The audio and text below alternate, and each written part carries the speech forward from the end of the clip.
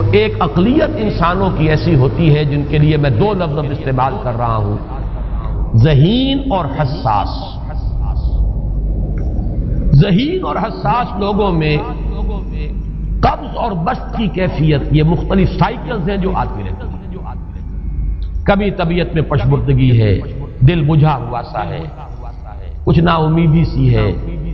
خود اپنے اوپر اعتماد کی کمی محسوس ہو رہی ہے، مجھ میں صلاحیت نہیں ہے، میں کچھ نہیں کر سکتا،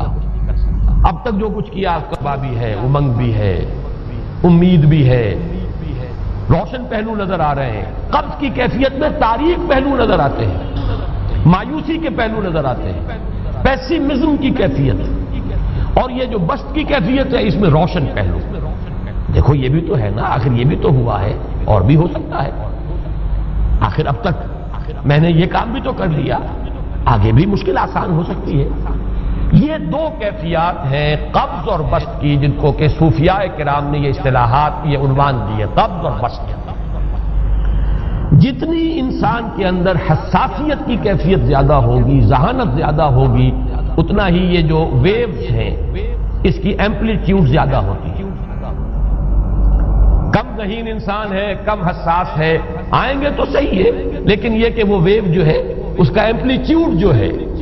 اس کے اندر اوپر اور نیچے کی کیفیت زیادہ نہیں ہوگی، لیکن جتنا یہ معاملہ بڑھتا ہے یہ جو ویو ہے اس کے ایمپلیٹیوڈ بڑھتا چلا ہے۔ لیکن نارمل انسان کا معاملہ یہ ہے کہ یہ حدود کے اندر رہے، اسی کی ایک کیفیت جو ہے ایب نارمل جب ہو جاتا ہے، یہی ہے جو جدید ہماری جو سائیکولوجیکل میڈیسن ہے اس میں اسے مینیکس ڈپریسو سائیکوسس کہا جاتا ہے۔ مایوسی ہوئی تو اتنی ہوئی کہ جیسے کمر ٹوٹ کر رہ گئی، اور اسی ڈپریشن میں ہوتی ہے خودکشیاں، خودکشی کر جاتا ہے، ڈپریشن۔ کچھ روشن پہلو نظر ہی نہیں آ رہا، کوئی امید کا پہلو نظر ہی نہیں آ رہا، کوئی صورت نظر نہیں آتی، کوئی امید بن نہیں آتی، کس طرف جاؤں، کدھر دیکھوں، کسے آواز دوں۔ اے ہجوم نامرادی دل بہت گھبرائے ہیں، اور جب آدمی محسوس کرتا I can't face these realities، یہ کمٹ سوسائڈ۔ یہ اور جب کیفیت ہوتی ہے انشراح کی تو آدمی خوب بھاگ رہا ہے، دوڑ رہا ہے، امنگ ہے، محنت ہے، دوڑ رہا ہے، امیدیں ہیں، اب ہر چیز کا روشن پہلو نظر آ رہا ہے۔ عجیب ہے یہ، اصل میں مجھے کچھ تجربہ بھی ہوا ہے، ہمارے خاندان میں بھی یہ مرض موجود رہا۔ میرے والد مرحوم کافی طویل عرصے اس مینیک ڈپریسو سائیکوسس کے مریض رہے۔ کچھ ہوتا ہے یہ معاملہ، ویسے بھی شاید ہمارا خاندان جو ہے اس کیٹیگری میں آتا ہے جس میں ذہانت نسبتاً کچھ زیادہ ہے، حساسیت بھی نسبتاً کچھ زیادہ ہے۔ یہ دوسری بات ہے کہ کوئی شخص جو ہے یہ فلسفے کے طور پر اختیار کر لے کہ اپنے آپ کو ڈھیٹ بنا لینا ہے، یہ فلسفہ بھی بن سکتا ہے، لیکن یہ ہے کہ اگر آدمی چھوڑ دے اپنی طبیعت کو تو یہ دونوں کیفیات آتی ہیں۔ انہی کیفیات میں اگر یہ جو اپورڈ اینڈ ڈاؤنورڈ موومنٹ ہے یہ ایک حد سے نکل جائے تو یہ بیماری ہے مینیک سائیکوسس، مینیک ڈپریسو سائیکوسس۔ اس میں جب آدمی ہوتا ہے وہ اپر کیفیت میں تو اس کے اندر بڑی عظیمت ہے، روشنی ہے، امید ہے، لوگوں سے گفتگو کر رہا ہے، حق بول رہا ہے، خوب جو ہے محفل کے اندر، اب وہ محفل میں اسے دلچسپی محسوس ہو رہی ہے اور اسے ہر چیز کا روشن پہلو نظر آ رہا ہے، خود اپنے وجود کا بھی روشن پہلو، دوسروں کے وجود کا بھی، دوسروں کی بات میں سے بھی وہ اچھا پہلو تلاش کریں گے، وہ برا پہلو تلاش نہیں کریں گے۔ جب دوسری کیفیت ہے ڈپریشن کی، ہر ایک کی بات میں کوئی برائی نظر آئے گی، کوئی اس کی نیت کا فطور ہے، کوئی فساد ہے، کوئی یہ جو ہے بدنیتی کے ساتھ یہ بات کر رہا ہے، کوئی خیر کہیں ہے ہی نہیں، برائی ہی برائی ہے، مایوسی ہی مایوسی ہے، بدلی ہی بدلی ہے۔ یہ ہے در حقیقت وہ کیفیت، اس کو غالب نے بہترین انداز میں تعبیر کیا ہے۔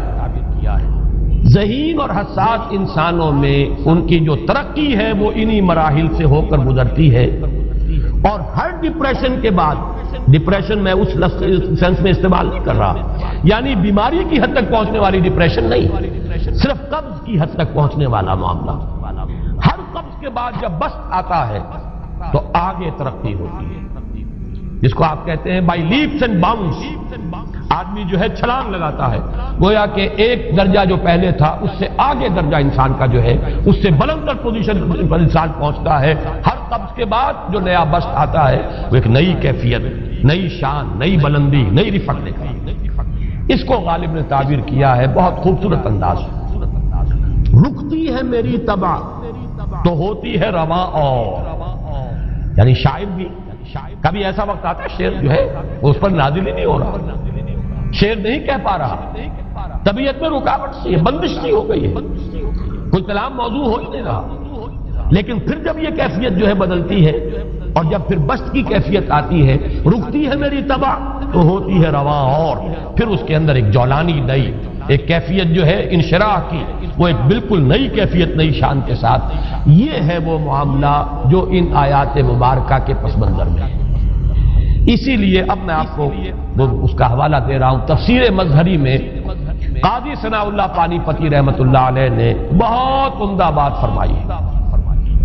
کہ حالت قبض اگر کسی شخص پر طاری ہو تو اس حال میں اکسیر کا درجہ رکھتی ہے یہ سورہ مبارکہ، اس لیے کہ یہ نازل ہوئی ہے محمد الرسول اللہ صلی اللہ علیہ وسلم پر اسی حالت قبض میں۔ وَالضُّحَىٰ وَاللَّيْلِ إِذَا سَجَىٰ مَا وَدَّعَكَ رَبُّكَ وَمَا قَلَىٰ وَلَلْآخِرَةُ خَيْرٌ لَكَ مِنَ الْأُولَىٰ وَلَسَوْفَ يُعْطِيكَ رَبُّكَ فَتَرْضَىٰ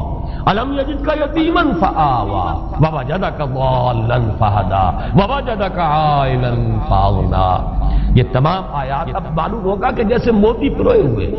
ایک لفظ قبض، اب اس میں جو بھی واقعاتی اور جو میں نے آپ کو روایاتی جو بھی پس منظر بیان کیا وہ بھی فٹ بیٹھ رہا ہے، وہ خودکشی کا معاملہ بھی آ گیا اس میں فٹ بیٹھ رہا ہے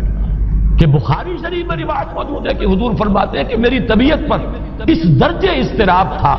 اتنی کیفیت جو ہے میری تشویش کی تھی کہ میرے دل میں بار بار خیال آتا تھا کہ پہاڑ پر چڑھ کر اپنے آپ کو نیچے گرا دوں۔ یہ سارے معاملات اب آپ کو محسوس ہوگا جیسے تمام کڑیاں جو ہے وہ جڑ گئی ہیں،